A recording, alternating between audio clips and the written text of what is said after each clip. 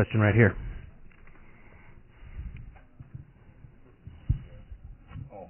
Taylor, you guys have led the.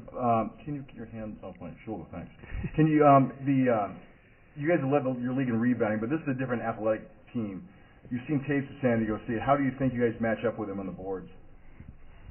We provide a lot of good size, and we have a lot of guys with a lot of energy and tenacity. So we plan to just box them out just like we would any other team and create space because we know they're so athletic and they can just jump over us. But we're used to not being the bigger, more athletic team, so we've been used to playing like that. So we just do what we do, and we always seem to find a way to get the rebound. So, nothing's really going to change from our end. Before we go on, I know you all can read, but I need to do this. I forgot to introduce the student athletes. All the way on the left, we've got Taylor Montgomery, followed by Chris Caba, Neil Kingman, and Devin Beitzel. And Coach Hill will be here shortly. All right, next question. Taylor, from what you've seen of Leonard on tape and in person a little bit, how can he change the game, and what will you guys have to do to slow him down? Well, he brings a lot of energy. He's nonstop attacking the boards. He leads their conference in rebounding, I think, and he's always going, just nonstop. So I think to keep him from, being a big, problem is keep him off the boards and not let him get rhythm and get rebounds and get easy layups. Just make all of his points difficult. I think that'll be the best chance. Right here in front. How much zone defense have you guys played this year, and how confident are you in it? Because some teams have had some success against San Diego State because they're kind of streaky shooters. We've played it a couple different times. It's not what we hang our hat on. We're a man-to-man defensive team, but when it comes to tournament time, you got to make adjustments just like every other team. And we've played it enough that we're comfortable in it, so it's not anything that's foreign to us by any stretch. I want to remind you, before you ask your question, please identify yourself and your news organization. Any other questions out here? Right here in the front. Mark Seaver from San Diego Union Tribune for Devin. There's been a lot of comparisons with you and Jimmer Fredette, and I just want to ask you if you get sick of that, or do you welcome that? Whenever you get compared to a player like Jimmer, it's a compliment, but there's no one in the country can do what he's do. I've never seen anyone score 52 points in a game and only have 1 point come from a free throw. That's unbelievable. So, I'll take the comparisons, I'll take the compliments, but I'm definitely not on that level. Right here, on the left. Ryan Finley with the Arizona Daily Star, also for Devin. Have you been able to look back and see what Jimmer did do against San Diego State, and can you take anything from that in terms of how to attack them and how to maybe beat them? Well, I've been working on my one dribble across half 3-pointer, but besides that, just kind of just stay aggressive and just take what they give. Don't try to force too much.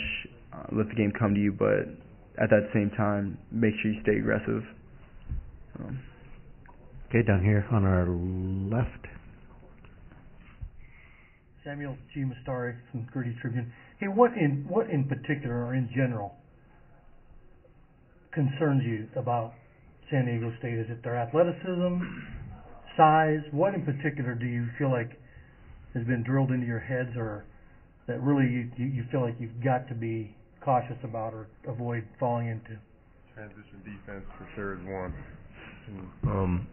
We can't get into a running game with these guys. We got to make sure we take care of the ball, and I think the biggest thing has been drilled into us this week is patience offensively. Another question? One right here. Also for Devin, what again, this is going to be a follow-up on Jimmer. What parts of your game are different for people who haven't seen you? You've obviously seen him play quite a bit, but what part of your game do you think is different from his? I think I do a little bit more off the ball. I think he gets a lot of his shots with the ball in his hand. I come off screens a little bit more. That's probably the biggest difference. you guys all had some success against San Diego State a few years ago. How much has that boosted your confidence in terms of, hey, maybe we can do this? I mean, it's big, but so much changes in 4 years. I think only two of the guys that we really played against are still on the team, and Gay and White. And we've become a completely different team ourselves. So, I mean, we can't really take too much from that game 4 years ago, but we can't shy away from them either. We understand that they're a great team. You're not a great team unless you can't have a 32-2 record without being a pretty good team. So we just got to make sure that we don't go in there wide-eyed and just play our game. I think a lot more put more weight on that outside of our team than we do, because people back home have said, "Oh, you guys have beat them before" and stuff like that. But like you said, we're both completely different rosters than we were then, and it's a sense of familiarity, no doubt, but that's about where it ends. Question over here on our right. Anthony Keith, Northern Colorado 5. This one's for Devin. Your first time, they've been here before, but they can't advance. Do you think that gives you an edge, or what's the mentality like? Our mentality is going there with a chip on our shoulder and do whatever we can to win. I mean, we've been undersized, and we definitely don't have the most athletic team, but we fight every game, and we don't give up. I mean, that's kind of what we've hung our hat on all year, and there's no reason to change that now.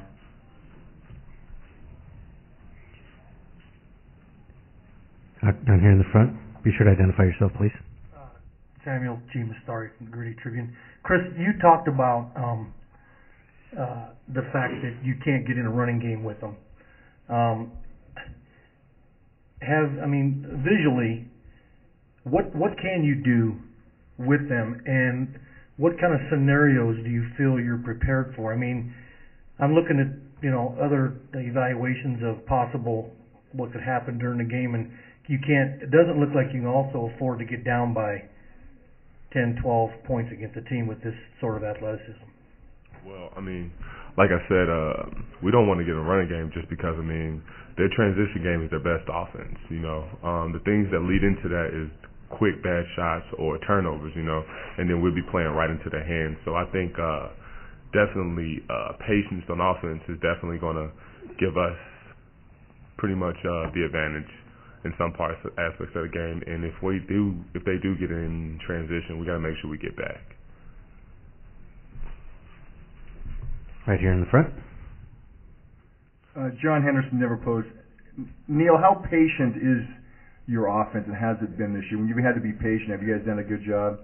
Isn't it easy that when you guys get the ball to get up and down the court a little bit? Yeah, we've had some issues with patience this year, just because we've got a lot of guys that can shoot the ball well.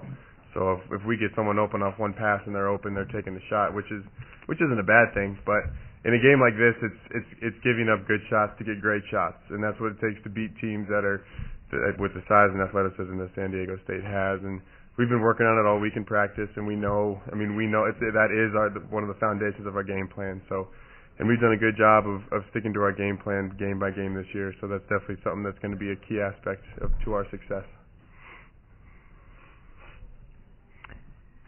Anything else? Right here on the left. For Devin, I read that you had... Excuse me, can you please identify Mark yourself? Ziegler from San Diego Thank you. Union.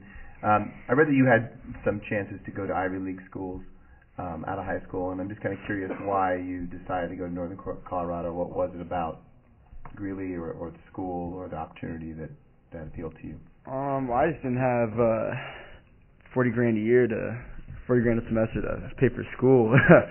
That was a big part of it. And then, it's definitely been nice to be close to home playing ball. But the biggest one is just, I don't have $40,000 laying around to pay for school.